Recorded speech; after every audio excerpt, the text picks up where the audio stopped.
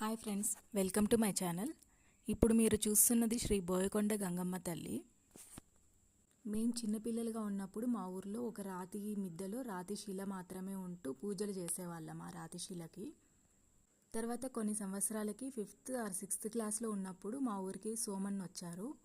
ఆ అన్న వచ్చిన తర్వాత పూజలు చేస్తూ అక్కడే ఉండి గుడి కట్టాలనేసి నిశ్చయించుకొని చాలా మంచిగా గుడి కట్టి పూజలు చేయడం స్టార్ట్ చేశారు.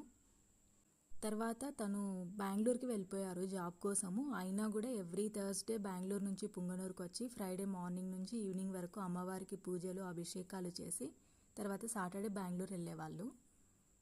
లాక్డౌన్లో కంప్లీట్గా ఇక్కడికే వచ్చేసి ఇక్కడ మంగళవారము శుక్రవారము పూజలు చేయడం స్టార్ట్ చేశారు.